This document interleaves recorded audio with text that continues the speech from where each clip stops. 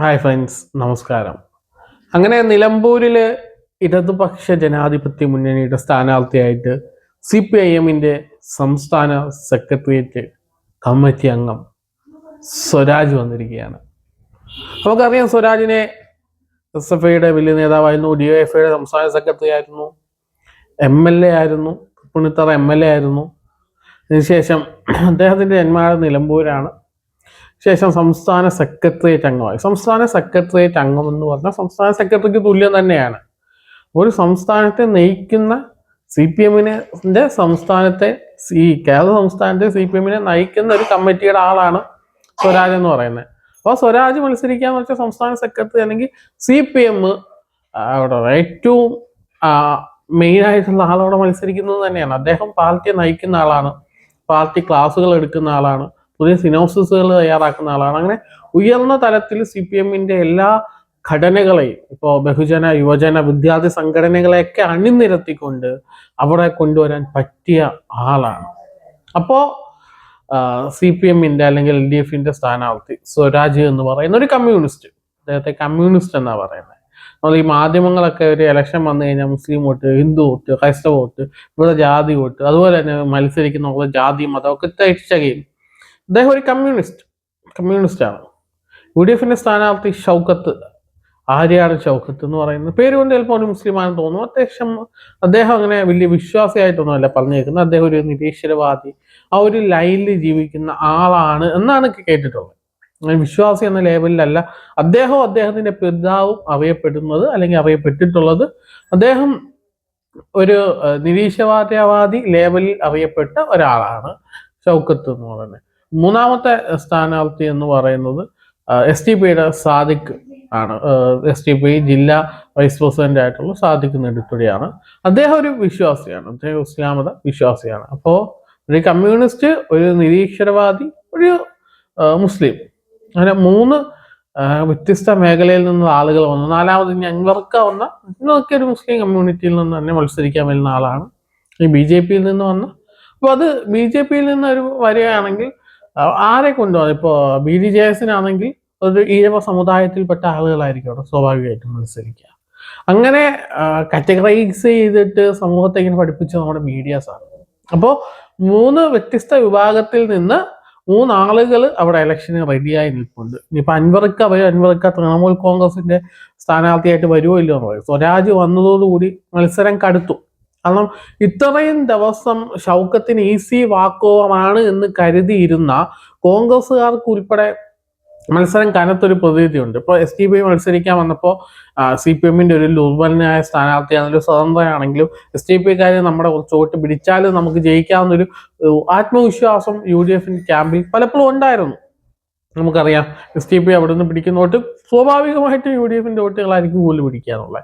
അതുപോലെ ഇപ്പോൾ LDF-ന്റെ സ്വരാജ് വന്നതോടുകൂടി CPM-ന്റെ വോട്ടുകൾ അല്ലെങ്കിൽ LDF-ന്റെ വോട്ടുകൾ ഒന്നും പുറത്തു പോകത്തില്ല.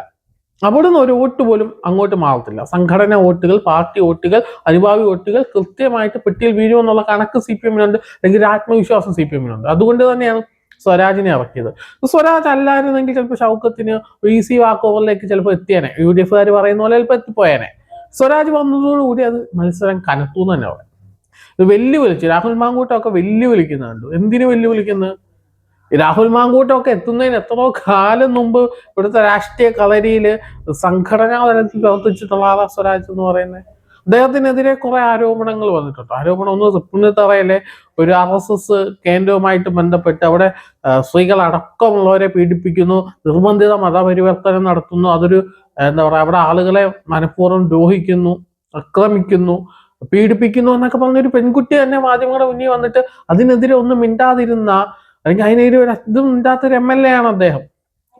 ഒരു പക്ഷേ RSS-നെതിരെ ഒന്നും മിണ്ടരുതെന്ന് അദ്ദേഹത്തിന് നിർദ്ദേശം കിട്ടിക്കാണും, CPM-ന്റെ രാഷ്ട്രീയം. അപ്പൊ അതുപോലെ തന്നെ ഇപ്പോ അദ്ദേഹത്തെ തോൽപ്പിച്ചത്, ഇപ്പൊ ബാബു അദ്ദേഹത്തെ തൃപ്പൂണിത്തുറയിൽ തോൽപ്പിക്കുന്നത്, ബാബു കൃത്യമായ അയ്യപ്പന്റെ രാഷ്ട്രീയം പറഞ്ഞിട്ടാണെന്ന് പറഞ്ഞ് ഒരു ഹർജിയൊക്കെ കൊടുത്തിട്ടുണ്ടായിരുന്നു, കേസൊക്കെ കൊടുത്തിട്ടുണ്ടായിരുന്നു, തള്ളിപ്പോയി. അപ്പോൾ വിശ്വാസപരമായ ശബരിമല പ്രശ്നം കാരണമാണ് സ്വരാജ് അവിടെ തോക്കുന്നത്. അത് മറ്റൊരു വിഷയം. എന്തായാലും നിലമ്പൂരിലേക്ക് വരുമ്പോൾ അദ്ദേഹം നിലമ്പൂരുകാരനാണ്. നിലമ്പൂരിൽ ഷൗക്കത്തിനും ഇദ്ദേഹത്തിനും ഒക്കെ ഏതാണ്ട് റിയൽ എസ്റ്റേറ്റ് സംബന്ധമായ ബിസിനസ്സും കാര്യങ്ങളൊക്കെ ഉള്ളതെന്നൊക്കെ കേൾക്കുന്നത്. എന്നാലും രാഷ്ട്രീയമായിട്ട് ഏറ്റുമുട്ടൽ വരുമ്പോൾ UDF വിജയത്തിന് സാധ്യത കുറഞ്ഞിരിക്കുകയാണ്. UDF വലിയ രീതിയിൽ കുറഞ്ഞിരിക്കുന്നു. ഈ സാമുദായിക വോട്ടുകൾ നോക്കാം. CPM അങ്ങനെ സാമുദായിക പിന്തുണകളൊന്നും ഇല്ലല്ലോ. കമ്മ്യൂണിസ്റ്റ് വോട്ടുകൾ കൃത്യമായിട്ട് വരിക എന്നതാണുള്ളത്.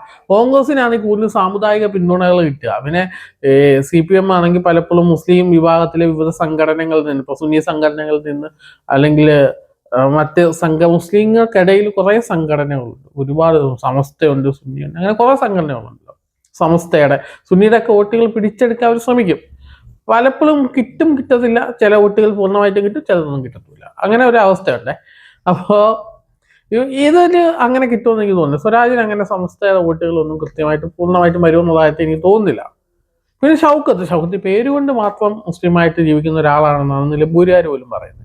അദ്ദേഹം ഒരു നിരീശ്വരവാദി ലൈനിലാണ്. അദ്ദേഹത്തിന്റെ പിതാവ് അങ്ങനെയായിരുന്നു. അദ്ദേഹത്തിന്റെ പിതാവ് അതുകൊണ്ട് മുസ്ലിങ്ങളെ അല്ലെങ്കിൽ മുസ്ലിം ലീഗിനെയൊക്കെ നിശ്ചിതമായിട്ട് വിമർശിച്ചിട്ടുള്ള ആളാണ്. അപ്പൊ ആ തരത്തിൽ അതുപോലെ തന്നെ ഈ പാടം ഒന്ന് ബിലാബു എന്ന് പറയുന്ന ഷൗക്കത്തിന്റെ സിനിമ, അദ്ദേഹം നിർമ്മിച്ച സിനിമ, അപ്പൊ അതിനകത്ത് കൃത്യമായിട്ട് 18 വയസ്സ് അല്ലെങ്കിൽ ഒരു 10ാം ക്ലാസ് പഠിക്കുന്ന വിദ്യാർത്ഥി കെട്ടിച്ചു വിടുന്ന കഥയാണ്. ശരിക്കും അത് മുസ്ലിം വിഭാഗത്തിൽ മാത്രം നടന്നിട്ടുള്ള സംഭവമൊന്നുമല്ല. കേരളത്തിലെ സാമൂഹിക അന്തരീക്ഷത്തില് അല്ലെങ്കിൽ ഇന്ത്യക്കകത്ത് സാമൂഹിക അന്തരീക്ഷത്തില് അങ്ങനെ വലിയ സാമ്പത്തികമൊന്നും ഇല്ലാത്ത പെൺകുട്ടികളെ ചെറുപ്പത്തിലേക്ക് കെട്ടിച്ചു വിട്ടിട്ടുണ്ട്. അത് മുസ്ലിം സമുദായം മാത്രമൊന്നുമല്ല കെട്ടിച്ചു വിട്ടെ, അത് മുസ്ലിം സമുദായത്തിന്റെ ഇതിൽ മാത്രമാക്കി ഒരു ഇസ്ലാമ വിരുദ്ധത പ്രചരിപ്പിക്കാൻ അദ്ദേഹം ശ്രമിച്ചു. അറിയാതെ പോലും അദ്ദേഹം അതിന്റെ ഭാഗമായിട്ടുണ്ട്. അല്ലാതെ എവിടെ ഒന്ന് ഇസ്ലാമിക നിയമത്തിൽ ഇത്ര വയസ്സ് കഴിഞ്ഞാൽ അങ്ങനെയൊന്നുമല്ല. പ്രായപൂർത്തിയായി കഴിഞ്ഞാൽ എപ്പോഴും കെട്ടിച്ചു വിടാമെന്നാലും ഇസ്ലാമിക നിയമമുള്ളൂ. അല്ലാതെ 16 വയസ്സിൽ അല്ലെങ്കിൽ 18 വയസ്സിൽ ഒന്നും കെട്ടിച്ചു വിടണമെന്നൊന്നും അല്ല പറയുന്നത്. പ്രായപൂർത്തിയായി കഴിഞ്ഞാൽ കെട്ടിച്ചു വിടുക എന്നുള്ളതാണല്ലോ. അപ്പോൾ ഇന്ത്യൻ നിയമത്തിൽ അത് വിവാഹ പ്രായത്തിന് കൃത്യമായിട്ട് നിയമം വന്നിട്ടുണ്ട്. അതിനുശേഷം കെട്ടിച്ചു വിടാവും. അത് ഓരോ വീട്ടുകാരുടെ ധാർമ്മിക അല്ലെങ്കിൽ അവരുടെ സാംസ്കാരിക മൂല്യം പോലെയൊക്കെ ഇരിക്കും. തന്റെ മകളെ എത്രാമത്തെ വയസ്സ് കെട്ടിച്ചു വിടുന്നത്. മുസ്ലിം സമുദായം ഇങ്ങനെ ഒറ്റുവിട്ടില്ലാതെ കെട്ടിച്ചു വിടുന്നു എന്നൊരു തെറ്റിദ്ധാരണ പ്രചരിപ്പിക്കുന്നതിൽ ഈ ആര്യാടൻ ഷൗക്കത്ത് വലിയ പാത്രമായിട്ടുണ്ട്. അങ്ങനെ ഒരാൾക്ക് മുസ്ലിം സമുദായത്തിന്റെ വോട്ട് കിട്ടുമെന്ന് എങ്ങനെ പറയാൻ പറ്റും? എനിക്ക് തോന്നുന്നില്ല. അങ്ങനെ മുസ്ലിം സമുദായത്തിന്റെ വോട്ട് കിട്ടണമെങ്കിൽ അവിടെ കിട്ടേണ്ട STPക്കാണ്. കാരണം STP ആണ് കൂടുതലായിട്ട് മുസ്ലിം സമുദായ വിഷയങ്ങൾ ഇടപെടുന്നത്. അവസാനത്തെ വഖഫ് പോലുള്ള വിഷയങ്ങളിൽ ഇടപെട്ട് മുൻപന്തി പോരാളിയായിട്ട് നിന്നുള്ള STP ആണ്. മുസ്ലിം സമുദായത്തിന്റെ വോട്ട് കിട്ടണമെങ്കിൽ അങ്ങനെ കിട്ടണം. പക്ഷെ മുസ്ലിം സമുദായത്തിന്റെ വോട്ട് അങ്ങനെ പൂർണ്ണമായിട്ട് STPക്കും വരുന്നില്ല. കാരണം STPയുടെ കാര്യങ്ങൾ പൂർണ്ണമായിട്ടും അകത്തേക്ക് എത്തുന്നില്ല എന്ന് വേണം അത് മനസ്സിലാക്കാൻ. അങ്ങനെ മനസ്സിലാക്കിയിട്ടുണ്ടെങ്കിൽ പൂർണ്ണമായിട്ട് STP ജയിക്കണമല്ലോ. അത് നമ്മൾ രാഷ്ട്രീയം ചർച്ച ചെയ്യുമ്പോൾ ആ തലത്തിലൂടെ നമ്മൾ ചിന്തിച്ച് നോക്കേണ്ടതാണ്. അപ്പോൾ മുസ്ലിം സമുദായത്തിന്റെ വോട്ട് ഏറ്റവും കൂടുതൽ മുസ്ലിം ഭൂരിപക്ഷ മണ്ഡലത്തില് അങ്ങനെ മുസ്ലിം സമുദായം തന്നെയാണ് അവിടെ ആര് ജയിക്കണം തോക്കണമെന്ന് തീരുമാനിക്കുന്നത്. അപ്പോൾ കൂടുതലും കോൺഗ്രസിനോടും മുസ്ലിം ലീഗിനോടും ഒക്കെ ചായ ഉള്ളതുകൊണ്ട് കൂടുതലായിട്ട് UDF കൊടുക്കും. പക്ഷെ അങ്ങനെ കൊടുക്കുന്ന സമയത്ത് ആര്യാടൻ ഷൗക്കത്തിന്റെ ഇത്തരം കാര്യങ്ങൾ കൂടി ചർച്ച ചെയ്യണം. പിന്നെ അപ്പുറത്ത് RSSന്റെ മതപഠന കേന്ദ്രം അല്ലെങ്കിൽ RSSന്റെ നിർബന്ധിത മത പഠന കേന്ദ്രത്തിലേക്ക് ഒരു അക്ഷരമില്ലാത്ത ഒരാളാണ് CPMന്റെ സ്ഥാനാർത്ഥിയായിട്ട് അവിടെ വന്നിരിക്കുന്ന കാര്യം കൂടി നമ്മൾ ചിന്തിക്കണം. ഇനിയിപ്പോ മറ്റ് സ്ഥാനാർത്ഥി അങ്ങനെ ഇനിയിപ്പോ BJP അത് മത്സരിക്കുന്നില്ലെങ്കിൽ BJPക്ക് 8 മുതൽ 10,000 വരെ വോട്ടുകളുണ്ട്. 12,000 ഒക്കെ അവർ പരമാവധി അവിടെ മണ്ഡലത്തിൽ പിരിച്ച വോട്ടുകളാണ്. ആ വോട്ടുകൾ എങ്ങോട്ട് പോകും? BDJS ആണെങ്കിൽ BJPക്കാരെല്ലാം BDJS വോട്ട് ചെയ്യത്തില്ല. ഒന്നീ ഷൗക്കത്തിന് അല്ലെങ്കിൽ സ്വരാജിന്. ഇപ്പോ ഈ അയ്യപ്പന്റെ വിഷയങ്ങളൊക്കെ പണ്ട് ഒരുപാട് കത്തി എന്നോട് സ്വരാജിന് കൊടുക്കാൻ സാധ്യത കുറവാണ്. BJP വോട്ടുകൾ സ്വരാജിന് അപ്പോഴത്തേക്ക് ഷൗക്കത്തിന് പോകും. ഇപ്പൊ പിണറായി വിജയൻ അല്ലെങ്കിൽ CPMന്റെ നേതൃത്വമായിട്ട് BJP ഒരു ഡീൽ ഉണ്ടാക്കിയാൽ സ്വരാജിന് കിട്ടും. ആ ഒരു അവസ്ഥയാണ് BJP വോട്ടിന്റെ നിലമ്പൂരിലെ അവസ്ഥ എന്ന് പറയുന്നത്. അപ്പൊ നിലമ്പൂർ രാഷ്ട്രീയം ഇനി ശരിക്കും പറഞ്ഞാൽ ഈ കോൺഗ്രസ്സുകാർ ചിലപ്പോ ഇനി അൻവർ ലീഗിനെ ഉപയോഗിച്ച് ലീഗിന്റെ നിർബന്ധപ്രകാരം അൻവർ ചിലപ്പോൾ ഞാൻ പറഞ്ഞതൊക്കെ ക്ഷമിക്കുന്നു, UDF അംഗമാക്കാമെങ്കിൽ നമുക്ക് യോജിച്ചു ഞാൻ എല്ലാത്തിനും മാപ്പ് പറയുന്നു എന്നൊരു വാക്ക് അൻവർ പറയുന്നു. ഉടനെ UDF ശരി നിങ്ങളെ ഞങ്ങൾ സഹകരിപ്പിക്കാന്ന് പറയുന്നു. അങ്ങനെ അൻവർ UDFനൊപ്പം ചേരുന്നു. ഇതല്ലെങ്കിൽ എല്ലാവരുടെ ഈഗോ ഉണ്ട്. ഇപ്പൊ എല്ലാവർക്കും ഈഗോ ഉണ്ട്. അൻവറിന്റെയും UDF നേതൃത്വത്തിന്റെ ഈഗോ കാരണം അടിച്ചു പിരിഞ്ഞ് നാളെ അൻവർ തൃണമൂൽ കോൺഗ്രസിന്റെ സ്ഥാനാർത്ഥിയായിട്ട് നിലമ്പൂര് വരുന്നു. മമതാ ബാനർജി അവിടെ പ്രചരണത്തിന് വരുന്നു. അങ്ങനെ എന്താ പറയുക, ഒരു ചതുഷ്കോണ മത്സരത്തിലേക്ക് കാര്യങ്ങൾ കടക്കുകയാണെങ്കിൽ അത് വല്ലാത്തൊരു കാര്യമാവും. STP നിർണായകമാവും. STP പിടിക്കുന്ന വോട്ടുകളും നിർണായകമാവും.